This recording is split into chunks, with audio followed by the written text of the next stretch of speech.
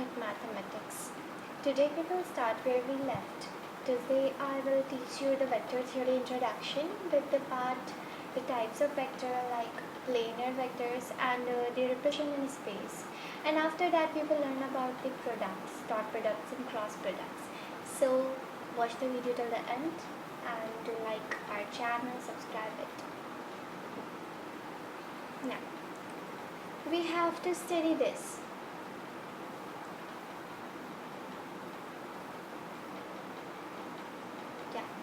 The orthonormal triad of unit vectors, and before that the coplanar vectors. A given number of vectors are called coplanar if they suppose are all parallel to the same plane.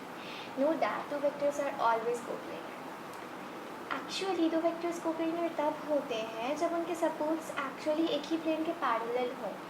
तो एक और बात, अगर कोई भी दो vector हम ले रहे हैं इट इज सेड कि ये ऑब्वियस है कि दोनों ही कोप्लेनर होंगे क्योंकि दोनों के ही सपोर्ट्स एक प्लेन के पैरेलल होंगे जो कि वो दोनों मिलकर फॉर्म कर रहे हैं.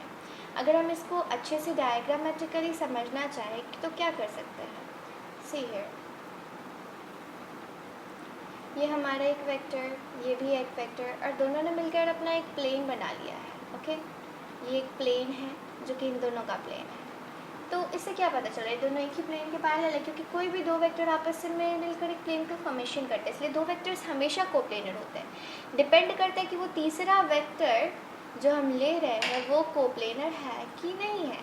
ठीक है, ये तीसरा वेक्टर इसके कोप्लेनर होगा. अगर वो इसी प्लेन में लाई करे तो तीनों वेक्टर्स कोप्लेनर हो जाएंगे. यानी दो वेक्टर्स के बारे में, कोप्लेनर के बारे में बात करना ही बेवकूफ़ी है क्योंकि दोनों ही कोप्लेनर होते ही होते हैं. तीसरा वेक्टर ही डिफाइन करता है कि वो कोप्लेनर होंगे कि नहीं होंगे, तीनों कोप्लेनर होंगे कि नहीं होंगे. ओके, नेक्स्ट है हमारा रिप्रेजेंटेशन. रिप्रेजेंटेशन क्या है, हमने पी यहाँ लिया है जिसका जो actually triad x y z है इन स्पेस. जो एक्स जो है वो दूरी है O A X. Okay, O is X, ये हमारा एक्स है.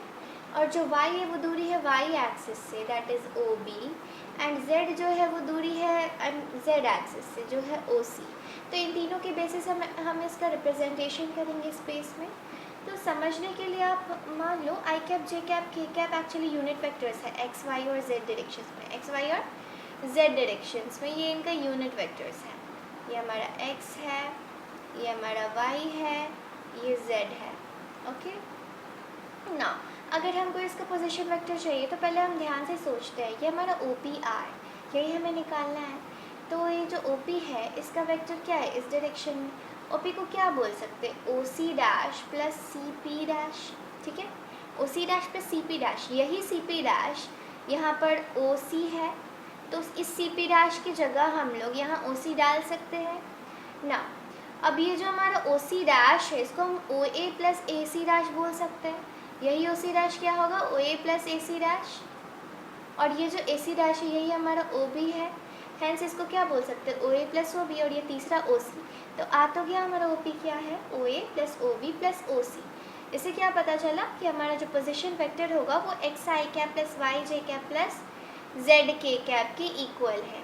और मैग्नीट्यूड अगर पता करना चाहें तो वो under root x square plus y square plus z square होने वाला है. Next the position vector. आप पोजीशन वेक्टर कैसे निकालोगे, ये भी बहुत आसान है. कुछ नहीं, आप ओरिजिन से आप ले लो P का पोजीशन वेक्टर. मान लो हमारा कोई पॉइंट है P, हमारा कोई पॉइंट है P, हमने यहाँ से लेकर ये हमारा P का पोजीशन वेक्टर है. ठीक है, तो ये हमारा पोजीशन वेक्टर होता है. उसी तरीके से B का पोजीशन वेक्टर ये है, A का पोजीशन वेक्टर ये है. तो हमसे पूछा जाता है कि A टू B का पोजीशन वेक्टर क्या होने वाला है. तो ध्यान से देखते हैं तो A plus A B gives B, यानी A B will be is equal to B minus A. यानी A टू B है it must be equal to position vector of B minus position vector of A. यानी A B का अगर position vector हम निकालना चाहें then it is equal to B minus A. यानी बाहर, यानी terminal point minus initial point, यानी position vector of B minus position vector of A. Next आगे चलते हैं. जीरो वेक्टर या null vector. Zero vector null vector वो होता है जिसका मैग्नीट्यूड ही ज़ीरो है, यानी कि उनका इनिशियल पॉइंट भी वही है, फाइनल पॉइंट भी वही है. आगे कैसा हो सकता है ये, जैसे कि ये इसका इनिशियल पॉइंट भी यही है, फाइनल पॉइंट भी यही है. यही इसका इनिशियल पॉइंट है, यही इसका फाइनल पॉइंट है। हेंस ये एक नल वेक्टर की तरह एक्ट कर रहा है। डन। ना द यूनिट वेक्टर क्या हो सकता है? यूनिट वेक्टर वो जिसका मैग्नीट्यूड है 1 हो और उसका जो डायरेक्शन हो वो उस वेक्टर के अलोंग हो, इसी को क्या कहते हैं? Unit vector. और इसको सिंबलिकली कैसे डिनोट करते हैं हम लोग? सिंबलिकली ऐसे डिनोट करते हैं, a unit vector is equal to vector A divided by the magnitude of A, vector A divided by the magnitude of A. यही हमारा सिंबॉलिक फॉर्म है इसका। ओके ना, आगे चलते हैं। नेक्स्ट है important form, section formula. Section formula सबने पढ़ा है कोऑर्डिनेट ज्योमेट्री में। हम वहाँ पर कोऑर्डिनेट्स का यूज़ करते थे, हम यहाँ पोजीशन वेक्टर्स का यूज़ करेंगे। बहुत आसान है। अब ऑरिजिन मान लो यहाँ ए है, यहाँ बी है, ठीक है, और सी एक पॉइंट है जो हम एस टू एन के रेशियो में ए और बी को डिवाइड कर रहा है। तो सी का पोजीशन वेक्टर क्या होगा? अगर ए का ओ ए का पोजीशन वेक्टर ए है, ओ बी का बी है, देन सी का व्हाट? वही method R is equal to M B plus N A by M plus N, यानी m into B n into A by M plus N. ये हमें position vector of C दे देगा। अगर ये internal division है, अगर मिड पॉइंट होता है तो सीधे 2 से डिवाइड कर दो। एक्सटर्नल डिवीजन के केस में माइनस होता है, M B minus N A gives what? m minus N gives what? The required position vector. ठीक है। इसी तरह यहाँ पे बहुत अच्छा क्वेश्चन भी है, आपको प्रूफ करना है कि एक ट्रायंगल के जो मीडियंस होते हैं वो कंकरेंट होते हैं। अब आप सोच रहेगा आप ये कैसे प्रूफ कर लोगे, है ना, आप ये कैसे प्रूफ कर लोगे? तो मैं आपको बताती हूँ। ये हमारा ट्रायंगल है ए बी सी। मैं आपको एक और फिगर बना के दिखाऊँ। ये हमारा एक ट्रायंगल है ए बी सी और इसमें मीडियंस भी होंगे। ये एक मीडियन, ये दूसरा मीडियन, ये तीसरा मीडियन। तो हमें प्रूफ करना है ना कि जो मीडियन का इंटरसेक्टिंग पॉइंट है वो क्या है? मीडियन का जो इंटरसेक्टिंग पॉइंट है वो हमारा क्या है? कोइंसिडेंट है। तो आपको कॉन्करेंट है। इसको प्रूफ करने के लिए हमको क्या करना चाहिए? पहले हम नाम नेमिंग कर लेते हैं। यहाँ देखिए ए है, इसका नाम ए है, इसका नाम this is A, this is B and this is C. और हमने मान लिया कि हमारा जो सेंटर है, सेंट्रॉइड ही होता है ना मीडियंस का इंटरसेक्शन जी है। This is D, this is E, this is F. तो अगर ए बी को देखते हैं, ठीक है, हमें याद रखना चाहिए कि हमेशा 2:1 के रेशियो में होता है। किस रेशियो में होता है? 2:1 के रेशियो में। अगर इसका वेक्टर ए है और डी का वेक्टर तो b प्लस सी बाई 2 हो जाएगा, क्योंकि मिड पॉइंट होगा मीडियन।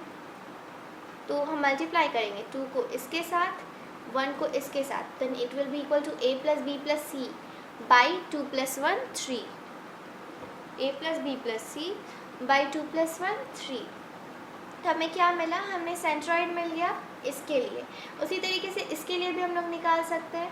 इसके लिए ये हो जाएगा a प्लस सी बाई 2, ये b, फिर इसका 2 से मल्टीप्लाई होगा, then once again a plus B plus C by 3। तो इसी तरीके से फिर इसके लिए भी करेंगे तो वही मिलने वाला है हम लोग को। इससे क्या पता चल रहा है कि जो कोऑर्डिनेट्स आ रहा है हमारे सेंट्रॉइड का, यानी इंटरसेक्शन पॉइंट ऑफ मीडियंस, वो सेम है। तो ऑब्वियसली ये कंकरेंट होगा, तभी ऐसा हो सकता है। हमें याद रखना चाहिए कि वो 2:1 के रेशियो में ना। तो नेक्स्ट क्वेश्चन, अगर एक ट्रायंगल ए बी सी है हमारे पास क्या है? एक triangle A B C. Okay, this is a triangle A B C और डी ई एफ जो है उसके मिड पॉइंट्स हैं। डी मिनट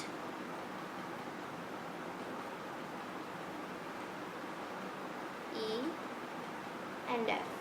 तो डी ई एफ उसके मिड पॉइंट्स हैं। ये हमारा ए, ये बी, ये सी, डी इसका, ई इसका और एफ इसका।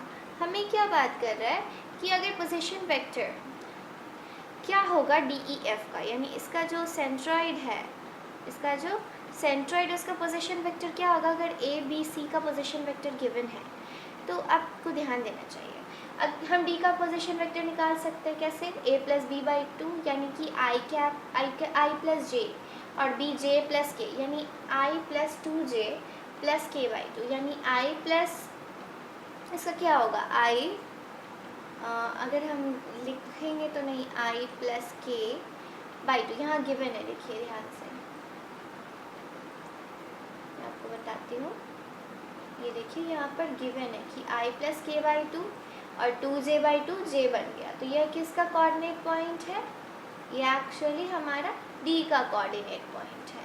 नाउ द नेक्स्ट, हम अब किसकी बात कर रहे हैं?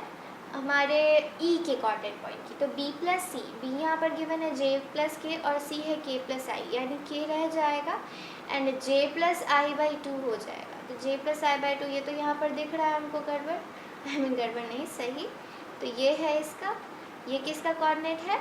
ये है e का कोऑर्डिनेट। उसी तरीके से f का कोऑर्डिनेट ये हो जाएगा, क्योंकि f a और c है के बीच में, तो i 2i यानी i अलग हो गया और k plus J by to. तो ये रहा हमारा किसका? एक, ये f का है। ओके, d e f तीनों को कोऑर्डिनेट पॉइंट्स मिल चुका है। अब हम इसका कोऑर्डिनेट्स ऑफ सेंट्रॉइड निकालते हैं, तो कोऑर्डिनेट्स ऑफ सेंट्रॉइड निकालने के लिए इन तीनों को सम ऑफ करना होगा। Then i plus J by two, K plus J by two, I plus K, तो देन 2 ध्यान से दीजिएगा, 2 यहाँ i प्लस जे एंड यहाँ पे भी i, तो ये i बन गया एंड j प्लस जे भी i बन गया एंड k प्लस के भी i बन गया। और पहले से i j के यहाँ पहले भी था, यानी 2i cap 2j cap by 2k cap, और नीचे में तो 3 ही डालते हैं हम लोग। हेंस जो पोजीशन वेक्टर होगा सेंट्रॉइड का वो 2/3 i cap plus j cap plus k cap के इक्वल है। ओके, आगे बढ़ते हैं। यहाँ डू इट योरसेल्फ के क्वेश्चंस हैं, आपको पोजीशन वेक्टर्स निकालना है उन पॉइंट्स के जो कि इन दोनों को ज्वाइन कर रहे हैं इंटरनली एक्सटर्नली इस रेशियो में 2:3। ओके, हमारे पास ओरिजिन है, ओरिजिन से ये a मान लेते हैं, ये a मान लिया हमने। तो ये जो पोजीशन वेक्टर होगा इसका, ये हमारा इंटरनली के केस में है और एक्सटर्नली के केस में क्या होने वाला है? इस तरफ। तो रेशियो तो हमको अभी भी पता है, रेशियो क्या है? 2:3। तो पहला केस का अगर निकालते रेशियो 2:3, ये 2a माइनस 3b या 3a माइनस 2b। देन अगर सम ऑफ कर रहे हैं, क्योंकि रेशियो है तो 3 से मल्टीप्लाई इस तरफ, 2 से इस तरफ। वंस अगेन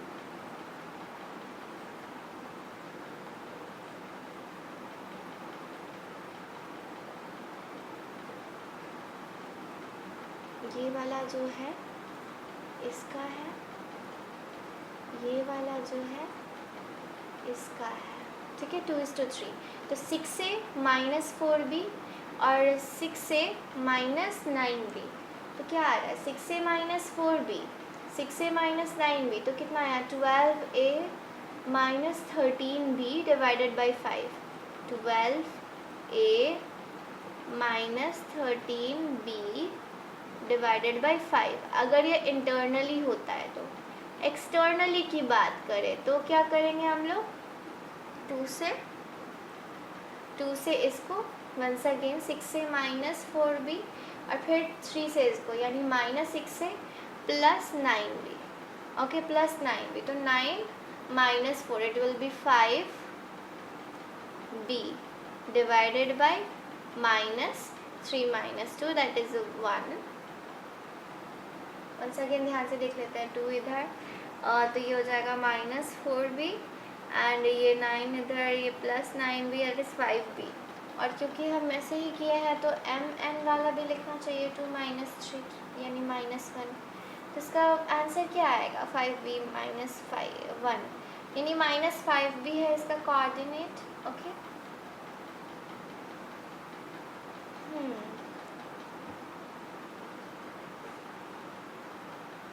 नेक्स्ट क्वेश्चन है हमारा, एक पैरेललोग्राम है ABCD और P पॉइंट ऑफ इंटरसेक्शन है डायगोनल्स का, O अगर ऑरिजिन ऑफ रेफरेंस है तो आप A प्रूफ कर दो। तो पहले हम पैरेललोग्राम ड्रॉ कर लेते हैं। हमारा पैरेललोग्राम, ये हमारा पैरेललोग्राम है और ये हमारा ऑरिजिन है। ये OA, ये OB, ये OC, ये OD, ठीक है। हमसे बोला जा रहा है कि OA plus OB plus OC plus OD जो है वो 4 टाइम्स OP होगा। कैसे होगा आप ध्यान दे देते हैं थोड़ा। OA है, ये O है हमारा, प्लस OB, तो जब ऐसा सम है then OA plus AD gives OB, ठीक है, सॉरी OA प्लस OB यहाँ है, सॉरी, ध्यान से देखना, OB प्लस BA जो होता है वो OA के इक्वल होता है, और OA प्लस OB बोलना चाहते हैं हम लोग, it will be equal to AB plus BA plus OB, ठीक है। फिर उसी तरह OC प्लस OD को भी हम लोग कर सकते हैं, क्या आएगा OC plus OD, OC plus OD होने वाला है OC OD it is equal to OD is equal to OC minus DC, इसको अच्छे से सॉल्व कर लेना चाहिए, फिर बताते हैं आपको।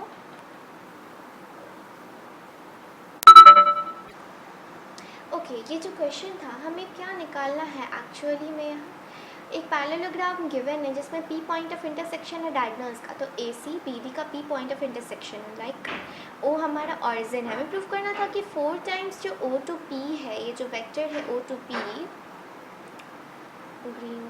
ग्रीन से लेते हैं, O to P वाला जो वेक्टर है इसका 4 times OA plus OB plus OC plus OD के इक्वल है। अब कैसे होगा ये, तो हम पहले अलग से OA plus OB plus OC plus OD पे कंसंट्रेट करते हैं, ठीक है। अगर ध्यान से देखते हैं हम, तो पता चलता है कि OB प्लस जो BA है वो OA के इक्वल आता है, OB plus BA is equal to OA, और इधर कंसीडर करें then OD plus DC gives OC, तो OD प्लस DC हमें क्या देता है, OC देता है, ठीक है। इससे क्या पता चल रहा है हम लोग को, OD plus DC gives OC, तो ये रिलेशन हम लोग अच्छे से रखेंगे कि OB plus BA gives OA and OD plus DC gives OC।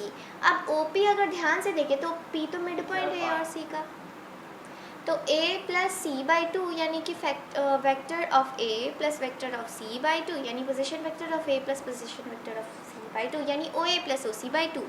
अब ध्यान से देखते हैं तो हमारा पिछला जो रिजल्ट है OB plus BA is equal to OA और OD plus DC is equal to OC, अगर हम दोनों को सम ऑफ कर देना तो DC और B एक्चुअली कैंसिल हो जाएगा, क्योंकि BA का डायरेक्शन ये और DC का ये, तो दोनों अपोजिट हैं, इक्वल भी है तो कैंसिल। इससे क्या पता चल रहा है कि OB जो है OB प्लस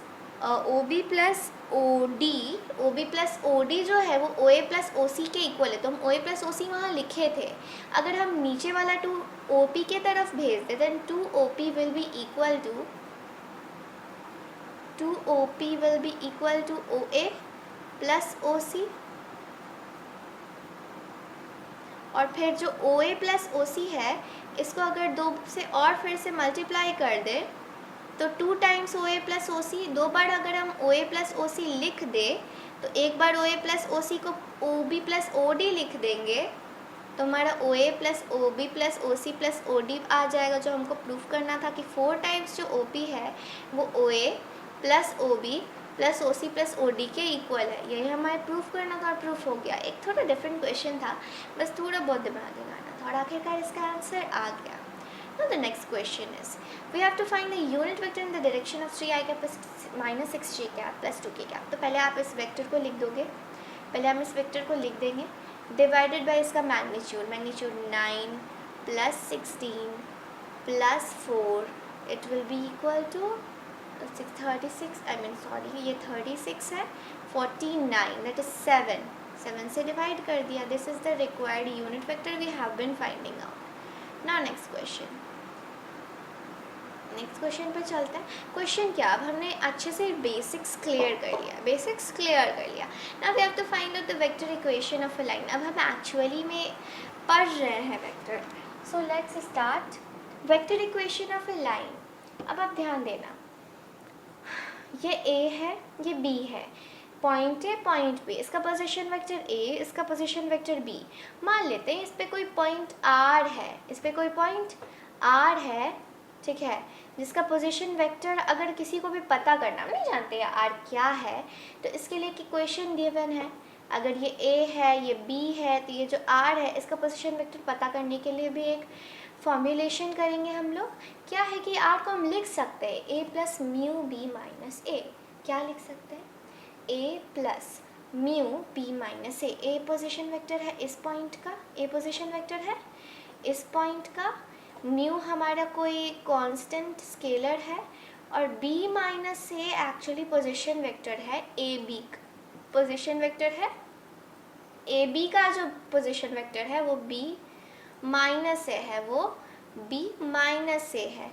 तो b माइनस ए को इसने म्यू से मल्टीप्लाई किया और a के साथ प्लस किया, यानी vector a plus mu into B minus a is equal to r. Vector a plus mu into B minus a is equal to r, यानी कोई भी वेक्टर r किसी वेक्टर a और b के बीच के लाइन में होगा तो वो क्या होगा? a plus mu into B minus A. A plus mu into B minus A, यहाँ गिवन हमारा क्वेश्चन, हमारा फॉर्म्यूलेशन क्या होगा? A plus B into A plus mu into B minus A, A plus mu into B minus A, यानी हमारा formulation है कि r is equal to A plus mu into B minus A. उसी तरह और question है कि ये a है, ये r है और ये हमारा कोई b है।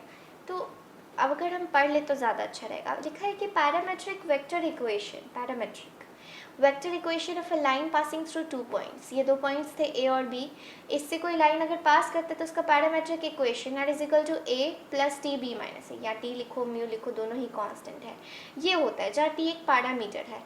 लेकिन अगर लाइन ए से पास करता है और बी के पैरेलल है तो उसका इक्वेशन क्या होगा? Are is equal to A plus T b, are is equal to A plus T b. तो दो अलग अलग इक्वेशंस है, हमको अच्छे से समझ लेना चाहिए। इक्वेशन क्या है एक्चुअली? देखिए आपका एक लाइन है, समझ लो, ठीक है। मैं साफ जगह बताती हूँ। मान लो ये एक लाइन है, इस पे 2 पॉइंट्स ले लेते हैं हम लोग। ये हमारा एक पॉइंट, ये हमारा एक पॉइंट, और ये हमारा ऑरिजिन। ऑरिजिन से वेक्टर बनाए, ऑरिजिन से वेक्टर बनाया, ये ए मान लेते हैं, ये बी मान लेते हैं, और मान लेते हैं हमारे किसी पॉइंट, इसी पे कोई पॉइंट है जो कि इस पे लाई करता है, उसका हमको इक्वेशन चाहिए। कौन सा इक्वेशन? Parametric equation. अगर इस पॉइंट का हम लोग पैरामेट्रिक इक्वेशन चाहते हैं तो उसके लिए क्या करना होगा?